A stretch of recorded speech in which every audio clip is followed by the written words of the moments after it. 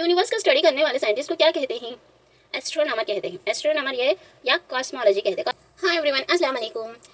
DSC exam के लिए prepare हो रहे हैं, टेट के लिए, डीएससी के लिए, सीटेट के लिए क्विक रिवीजन करना चाहते हो तो आप लोगों के लिए ये वीडियो है। The universe and the earth topic quick revision हो जाएगा। वीडियो इन्फॉर्मेटिव लगा तो ज़रूर शेयर कीजिएगा और सब्सक्राइब करना मत भूलना और कमेंट में बताइएगा कि नेक्स्ट वीडियो क्या चाहिए, और ऐसी लॉन्ग वीडियो चाहिए या ऐसी क्विक रिवीजन वीडियो चाहिए, मेरे को ज़रूर बताइएगा। चलिए हम the universe and the earth. The universe and the earth के इंपॉर्टेंट पॉइंट्स है, रोमन उर्दू में है। सो यूनिवर्स एक बहुत बड़ा स्पेस है जहाँ सन, प्लैनेट, स्टार्स और गैलेक्सीज है। यूनिवर्स का साइज अभी तक अननोन है और इन्फिनिटी भी है। और यूनिवर्स का स्टडी करने वाले साइंस को कहते हैं एस्ट्रोनॉमी है। एस्ट्रोनॉमी को रशिया में कॉस्मोलॉजी कहते हैं। गैलीलियो ने टेलीस्कोप से स्काई ऑब्जर्व करके एस्ट्रोनॉमी में रिसर्च स्टार्ट की। यूनिवर्स के ओरिजिन के बारे में साइंटिस्ट का कंसेंसस नहीं है। ओके, यूनिवर्स के ओरिजिन की फेमस थ्योरी है big bang theory. Big bang theory propose की जियोर्जियो लेमिट्री ने, जो मानते हैं कि यूनिवर्स को टिन्नी आटम से स्टार्ट हुआ। टिन्नी आटम को टेम्परेचर और डेंसिटी इन्फिनिटी थी और ये एक्सप्लोड हुआ। 10th पॉइंट, एक्सप्लोशंस के बाद स्टार्स, गैलेक्सीज, प्लैनेट्स और सेलेटाइल ऑब्जेक्ट्स फॉर्म हुए। यूनिवर्स अभी तक एक्सपेंड हो रहा है। यूनिवर्स में कम से कम 125 बिलियन गैलेक्सीज है। मिल्की वे गैलेक्सी में हमारा सोलर सिस्टम है। यूनिवर्स का वर्ड लातिन वर्ड यूनिवर्सम से आया, मतलब ऑल मैटर्स और space. Universe approx 70 kilometre per second के रेट से एक्सपेंड हो रहा है। Okay, astronomers and light year. Astronomers वो साइंटिस्ट है जो स्टार्स, प्लैनेट्स और नेचुरल स्पेस ऑब्जेक्ट स्टार्ट करते हैं। लाइट ईयर डिस्टेंस का यूनिट है जो एक साल में लाइट कवर करती है। Light speed 3 lakh kilometre per second है।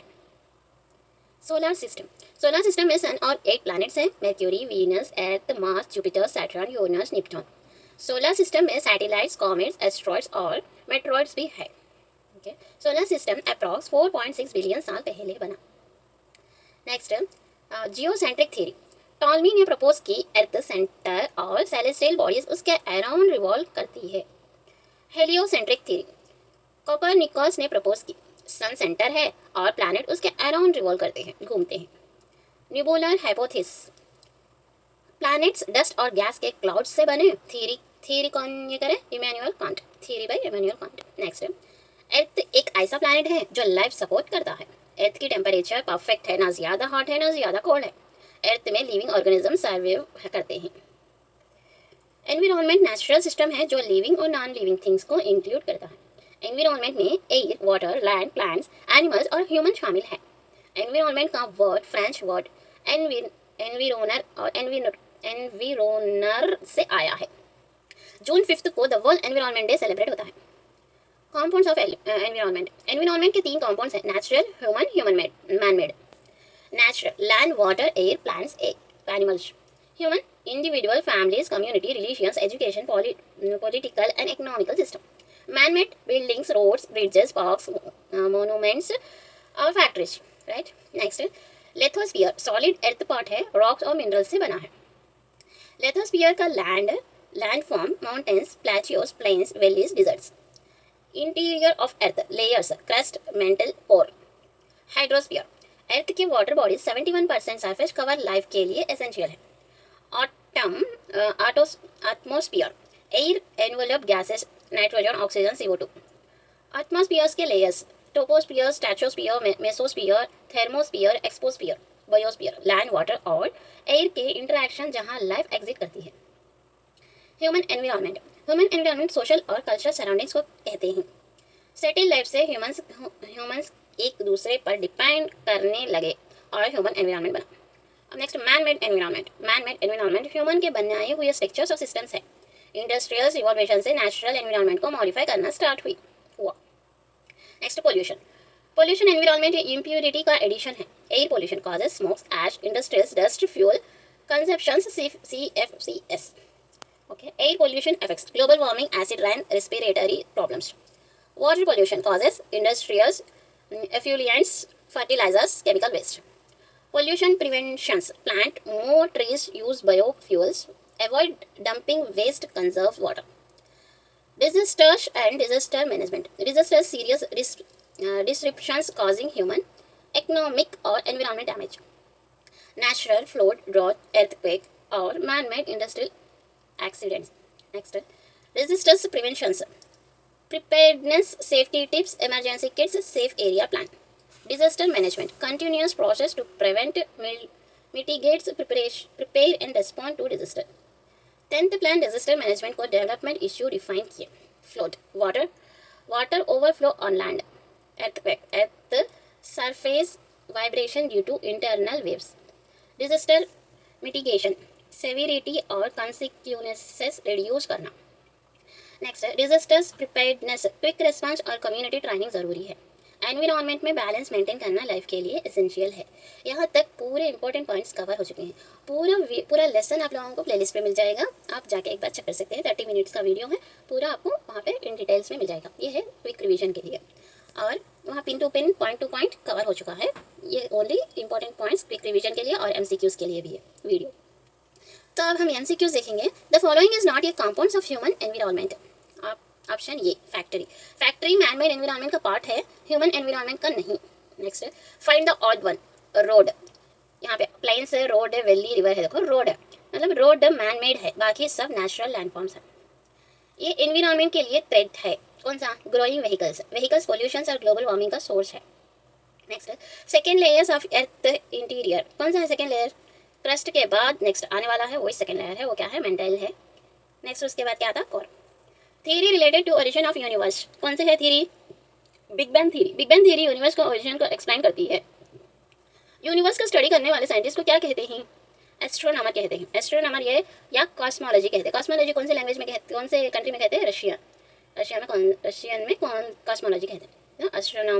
एस्ट्रोनॉमी या कॉस्मोलॉजी यूनिवर्स को स्टडी करती है। सोलर सिस्टम में कितने प्लैनेट्स हैं? पूरे 8 है। Mercury, Venus, Earth, Mars, Jupiter, Saturn, Uranus, Neptune.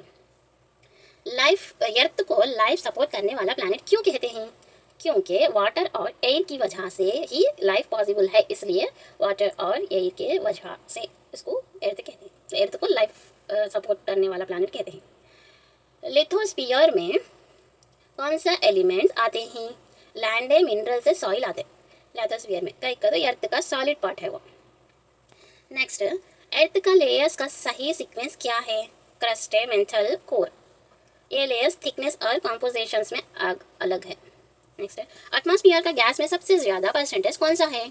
Nitrogen है। नाइट्रोजन 78% है, ऑक्सीजन 21% है। एटमॉस्फेयर का आउटर मोस्ट लेयर कौन सा है? एक्सोस्फीयर है। एक्सोस्फीयर सबसे बाहर की लेयर है। नेक्स्ट ऑक्सीजन एटमॉस्फेयर में क्यों ज़रूरी है? एनिमल्स के लिए ज़रूरी है। ऑक्सीजन ब्रीथ ऑफ लाइफ है, बिना इसके लाइफ पॉसिबल नहीं है एनिमल के लिए। यहाँ पे ऑप्शंस कौन से है? देखो 2 ऑप्शंस के हिसाब से एनिमल्स के लिए है। हाइड्रोस्फीयर्स का मतलब क्या है? वाटर स्फीयर है। Hydro means water. हाइड्रोस्फीयर अर्थ का वाटर बॉडीज का कलेक्शन है। अर्थ पर कितने परसेंटेज वाटर कवर करते हैं? कितने परसेंटेज? 71%। 2/3 हिस्सा वाटर से कवर है अर्थ का 2/3 हिस्सा वाटर से कवर है। बायोस्फीयर का मतलब क्या है? लाइफ स्फीयर है। Bio means life. बायोस्फीयर में प्लांट्स, एनिमल्स, ह्यूमंस और माइक्रो ऑर्गेनिज्म रहते हैं। पॉल्यूशन का मतलब क्या है? एनवायरनमेंट में इम्प्योरिटी का एडिशंस। पॉल्यूशन एनवायरनमेंट के केमिकल, फिजिकल और बायोलॉजिकल कैरेक्टरिस्टिक्स को चेंज करता है। एयर पॉल्यूशन का इफेक्ट क्या हो सकता है? ग्लोबल वार्मिंग हो सकता है। Air pollution climate changing, acid rain और रेस्पिरेटरी प्रॉब्लम्स कॉज करता है। वाटर पॉल्यूशन का मेन कॉज क्या है? Industrial effluent, industrial waste and chemicals को पोल्यूट करता है, केमिकल वाटर्स को पोल्यूट करता है। डिजास्टर्स का मतलब क्या है? सीरियस डिस्ट्रप्शंस कॉजिंग डैमेज, मतलब डिजास्टर्स लाइफ, प्रॉपर्टीज और एनवायरनमेंट को अफेक्ट करता है। डिजास्टर मैनेजमेंट में सबसे पहले स्टेप क्या है? प्लानिंग है। प्लानिंग से ही डिजास्टर्स के रिस्क को रिड्यूस करना स्टार्ट होता है। फ्लोड का मतलब क्या है? पानी का लैंड पर ओवरफ्लो होना। जब वाटर लैंड को कवर कर दे, इसी फ्लोड कहते हैं। अर्थक्वेक में क्या होता है? ज़मीन का सरफेस वाइब्रेट करना। अर्थक्वेक में वेव्स की वजह से ज़मीन में वाइब्रेशन होती है। डिजास्टर्स मैनेजमेंट का मेन गोल क्या है? प्रिपेयर्डनेस और रिलीफ प्रोवाइड करना। डिजास्टर्स मैनेजमेंट लाइफ और प्रॉपर्टी दोनों प्रोटेक्ट करते हैं। 10th लाइफ ईयर प्लान में डिजास्टर मैनेजमेंट को कैसे डिफाइन किया गया? डेवलपमेंटल इश्यूज से। पहली बार 10th प्लान में डिजास्टर मैनेजमेंट को डेवलपमेंट इशू के रूप में डिफाइन किया गया। मैन मेड डिजास्टर्स के एग्जाम्पल क्या हैं? Industrial accident. Man made disasters human या टेक्नोलॉजी की वजह से होती है। नेचुरल डिजास्टर्स के एग्जाम्पल क्या है? नेचुरल डिजास्टर नेचर के प्रोसेस या फिनोमेनिया से होती है।